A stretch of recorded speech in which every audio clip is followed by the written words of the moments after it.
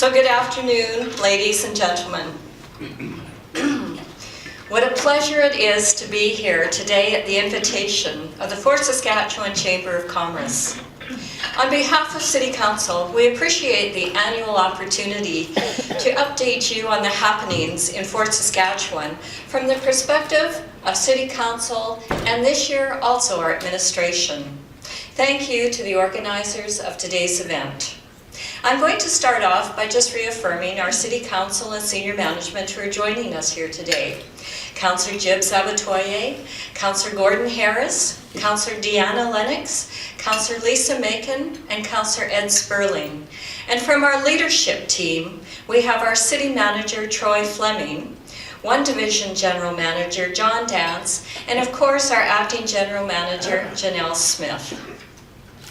So ladies and gentlemen, we are in the midst of very interesting and exciting times for the City of Fort Saskatchewan.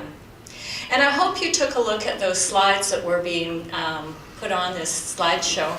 And I want to thank our staff for doing that because it really is going to reflect what this state of the city is all about. So 2017 brought a lot of change to our city, and there's still more change to come. I was reminded of a quote by Sidney Harris who said, "Our dilemma is that sometimes we hate change and love it all at the same time. What we really want is for things to remain the same, but to get better." So think about that quote as I'm talking through the speech. We know that our citizens desire more amenities, but they also want to keep the small town feel, which means your council and administration needs to be proactive in forward thinking and constantly looking at how we're going to change for the betterment of our community. Because of our council's forward thinking, our community continues to grow and prosper, and you can see that just by driving around. The hard evidence comes from Stats Canada. The federal census places Fort Saskatchewan as Canada's 8th fastest growing suburban city in the last 5 years. This is a true testament to what this city has to offer, a great quality of life that is enviable and full of economic opportunities. This update today has a common theme of change throughout. Change is not a bad thing. It's not only inevitable, but it's necessary for us to respond to the changing conditions around us. If we want to keep this community ahead of the curve, we must all be open to change. The most significant of those changes for the city itself as an organization was undoubtedly the 2017 municipal election. Your new City Council are honored by the support we received from the citizens, and we heard your message loud and clear. Believe me when I say we take this responsibility of governing our city very seriously. Council started our new mandate with great discussion about how we plan to move forward and how we are going to work together. I can tell you there is a strong commitment from this council to be representatives for the citizens of Fort Saskatchewan and to ensure that we are positioned for prosperity well into the future. So what comes next? Council will be creating a new 4-year strategic plan. This process will define Council's main priority areas for the 2019 through 2022 timeframe and thereby guide administration for planning and budgeting. While much has been accomplished in the last number of years, many more critical decisions stand in front of us that will define the future of our city. Collectively, our goal is to keep the momentum going while ensuring that Fort Saskatchewan maintains the critical attributes that define us and make our city an attractive community to work, to play, to recreate, and to invest in. And as many of you are aware, we ask those very questions about what is special in Fort Saskatchewan with the My Fort, My City, My Say community survey last November and December. The response to this survey was significant, with more than 2,300 surveys being submitted. Now, Council's role is to create a strategic plan that is reflective of these priorities of the community, and this initial survey is a great way to hear our residents' perspectives. Feedback from the community provides important insights for Council to understand what is most important to the citizens that we serve. The survey data is still being analyzed, and we will share it in detail as we start our strategic planning, but some of the important focus points have emerged. Residents have said that they are most proud of the sense of community. They live here because of the great amenities we have, but we are able to keep and maintain that small town sense of feel. They stated that a compassionate community is something that is very important to them. Areas of focus identified in the survey for the next 4 years included creating and maintaining infrastructure that will meet the needs of our community, maintaining a healthy local economy, and creating safe neighborhoods ranked the 3 highest. Traffic safety was also frequently mentioned to Council during the election campaign, and just last month, Council adopted the Vision Zero as our traffic safety program. This is a proactive, integrated approach that includes road design, lighting, signage, education, and enforcement and equipment, all focused on eliminating loss of life caused by collisions on our streets. Now, as Council works through the strategic planning process, we will need to discuss our vision for the future that include, and this once again comes back to change, when to build a second fire hall, or possibly when to start planning to move towards a full-time firefighting force. How do we address the recreation amenities that are being asked for by our community groups or the public? Facilities for the gymnastics club, the Friends of the HAHL, the Skateboard Society, and of course, we are still being requested to have more aquatics capacity. These are some key pieces to the big part of the puzzle, and these will have a financial impact on our city, but they also address how we as a council will work to continue to enhance the quality of life for our citizens. The city's finances continue to be at the forefront when it comes to new projects and service levels. So this council has already committed to the ongoing evolution of the budget process. During the past term, a number of positive steps were taken to provide guidance with respect to the city's finances. Policies were approved related to the budget process itself, along with policies to manage financial surpluses and our reserves. In 2018, Council will be addressing a property tax policy to help provide clarity on how Council applies property taxes across the different classes of taxpayers within Fort Saskatchewan. And I want to take this moment right now to thank the Chamber of Commerce, Tamara, and the Chamber Board, because they are a key stakeholder in this discussions, and the feedback is very important to us. So thank you very much for getting involved. Being proactive has resulted in the City of Fort Saskatchewan continuing to be in a strong financial position. In 2018, we are projecting our total cumulative debt to drop to $37.9 million, which is about 33% of our allowable debt limit as mandated by the province. This is a 5% reduction over last year. Council's philosophy has been, and hopefully will continue to be going into the future, that the city only borrows funds to match the needs of our long-term capital improvements that have multi-generational benefit to our community. The Dow Centennial Centre is a great example of a multi-generational facility.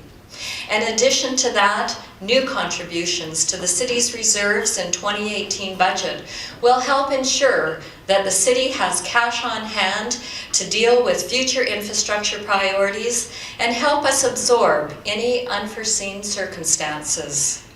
These funding strategies ensure the most efficient use of your tax dollars. And the city has had to deal with changing economic times. We are thankful that we are in the heart of a petrochemical cluster that is within and surrounding our community. As many regions are just coming out of a downturn, I am pleased to report that in 2017, Fort Saskatchewan had lower unemployment, higher employment, and higher employment participation rates than Edmonton, Calgary, their metropolitan regions, the provincial average, and the Canadian average. And there's good reason to believe that we will continue to outperform these over jurisdictions in the years to come as well. So why do I say that? I say it because our presence on the international stage is being promoted through the Alberta's Industrial Heartland. The association hosted more than 30 investment tours to the region in 2017, and these tours, along with 4 trade missions overseas and a variety of investor forums and conferences, they're out there to attract investment into this region. And these are putting us in front of the people who are actually making the decisions about where they want their next investments to go. The association also participated in 2 federal advocacy missions to discuss increasing Canada's competitiveness for investment attraction, and these are all critical to our success. So yes, I am honored to be the chair of the Alberta's Industrial Heartland Association, and there have been some huge announcements in the recent months for the Heartland. A $3.5 billion inter-pipeline propane dehydrogenation facility finally got the go-ahead for construction in December. And it was very exciting at the Heartland stakeholders meeting when I talked to Lorraine and Michelle, and they said the foundations are going in the very next day, that this isn't a wish and it's not just a thought. It was happening, and that was very exciting. We are currently awaiting the final decision for the Canada-Kuwait project, and we are confident that with these incentives provided by the provincial government, that it will be a go. Now, I understand these projects are in our surrounding communities, but they are extremely important for the city of Fort Saskatchewan, as Fort Saskatchewan is the closest major municipality to every one of these projects. There is no question in my mind that we will see spin-offs from these benefits from all of these plants. There will be jobs both on the site and for contractors, and those will require service industry support with its own spin-offs. And I know I have talked to, once again, I've talked to the heads of Interpipeline, and they said they are going to utilize local purchasing as much as possible. So make sure they're having an open house coming up here soon. Make sure that as businesses, you're out there finding out what's going on and how you can be part of this. Positive changes don't just stop there. The Capital Region Board was replaced by the Edmonton Metropolitan Region Board, a smaller board where all the members will have more input on directing our regional growth, thanks to the streamlining of its membership and the change in our mandate. Along with the Edmonton Metropolitan Region Board, Fort Saskatchewan is a founding member of the new Edmonton Global Economic Development Entity. And yes, I am proud to be the vice chair of that entity as well. While the Alberta's Industrial Heartland focuses specifically on heavy industry, Edmonton Global will collaborate to ensure all business sectors are aware of the opportunities in the Edmonton region. So while we are full of optimism that our economy will grow and the competitiveness of the city or the daily business of our lives as residents and operators, we can't take anything for granted. As such, the city is positioning ourselves to be more responsive to the needs of you, our customers. A number of changes were a result of external circumstances that the municipality had to respond to, while others were a direct result of council's decisions to move the city forward and provide better customer service and ensure the city is modernized and keeping up with the best municipal practices. This year, we are introducing our new Fort Report service request and tracker system. The online tool can be found on the city's website and is designed so residents or staff can report concerns, requests, or issues that arise. And I really encourage everybody to go onto that one because it really is a one-stop shopping format. So you don't have to try and figure out who to phone when there's a problem, which department to contact, or what individual to speak to. And you'll probably actually get a faster response by using Fort Report than you will by reporting it to Mayor and Council. So response turnaround times are tracked and the issues can be categorized to better help us understand where the hotspots are and if we need to take a closer look at our service levels in a specific area. This is going to generate incredibly great data for City Council when we start discussing service-related decisions going forward. But how can we talk about customer service hotspots without mentioning the water billing system?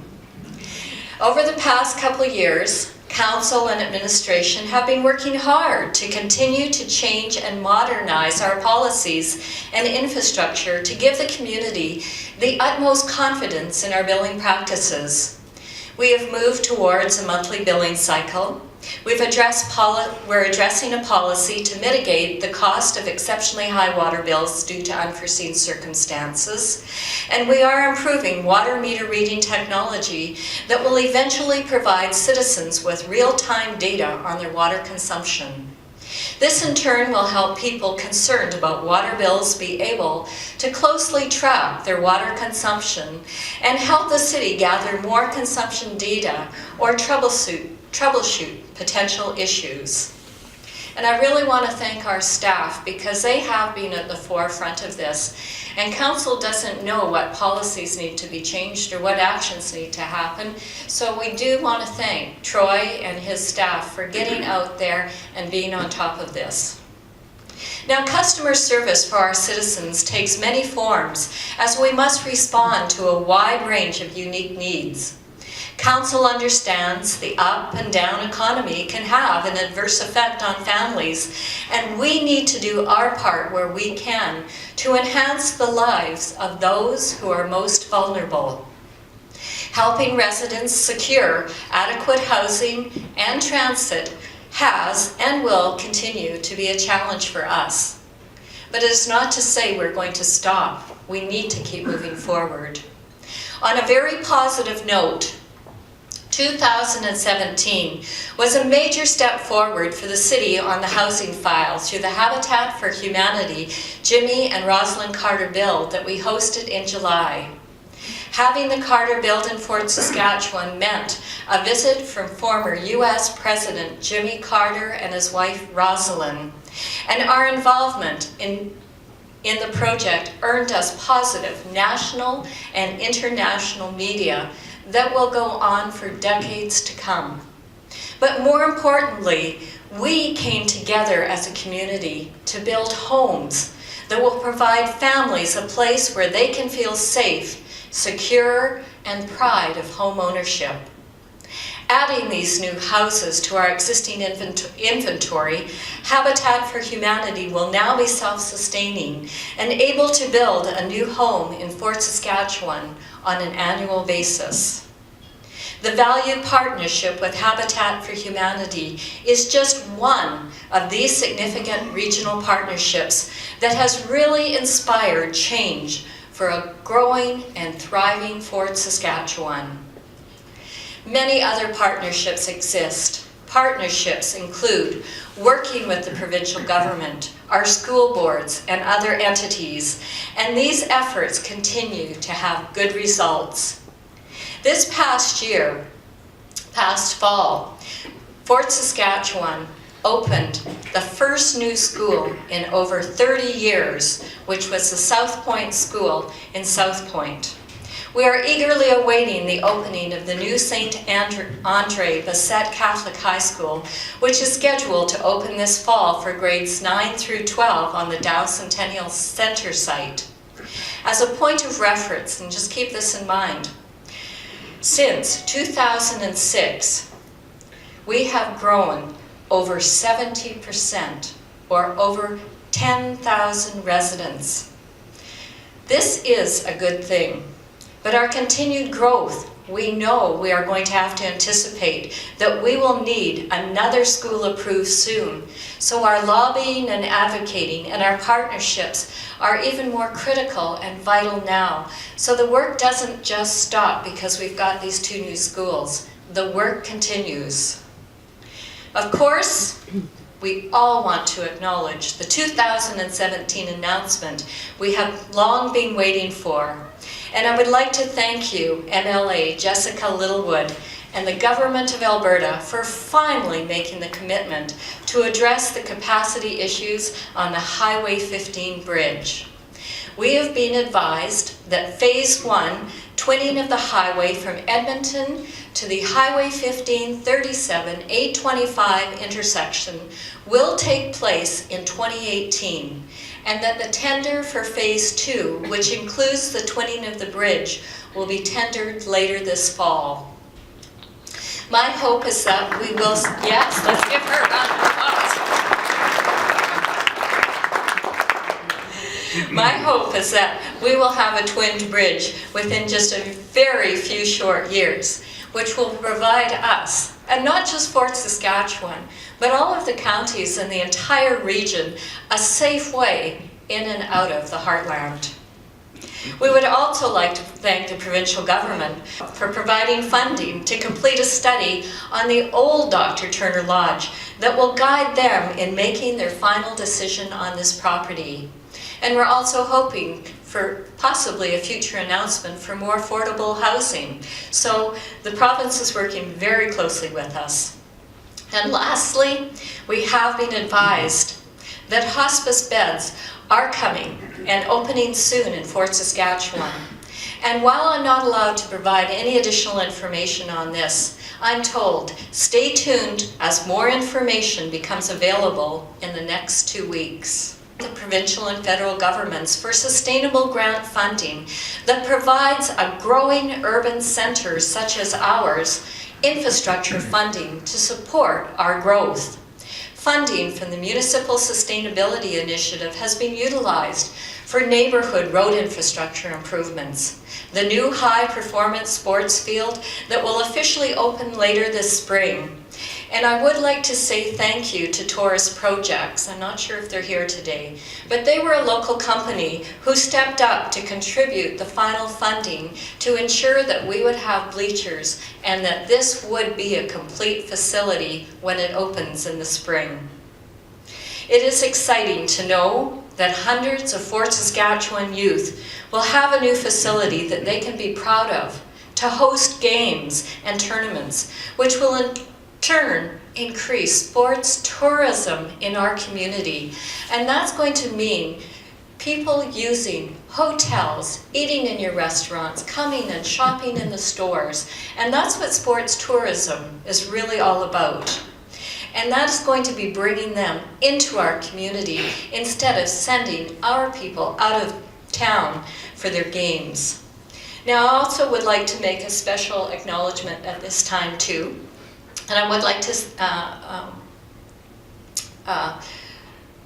thank Tag Developments, and I'm going to thank them because when I talk about, all of our partnerships, Tag Development provided the food bank this year about 4 months worth of space so that they could run the the Christmas hamper program and the toy run. And you know what? They didn't charge them anything for that. So let's give them a round of applause because that's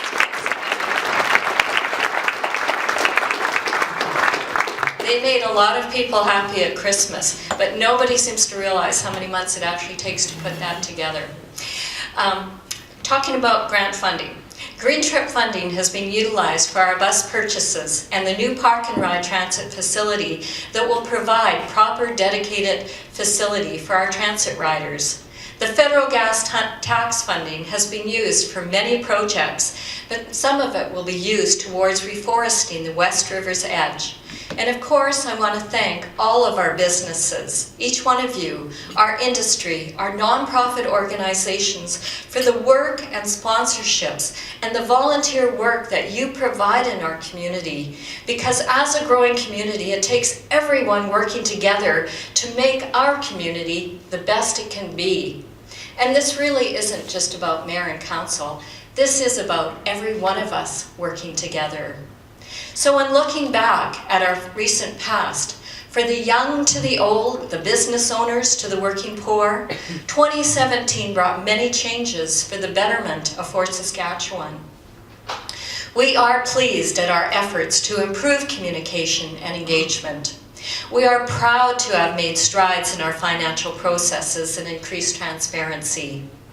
We are happy to have made real strides with respect to affordable housing and transit. And we are thrilled to continue with our continued growth with population and economic growth. And we are glad to have increased our presence on the media and regional stages. We know that we are a community of choice for many of those people who are moving to this region, and the services of local businesses and community are a big part of that equation. This community has so much to be proud of, but we cannot rest on our laurels. In looking forward to 2018 and beyond, we know we are facing constant change. And while we may not be perfect at it, we can work together to ensure Fort Saskatchewan really is the best that it can be.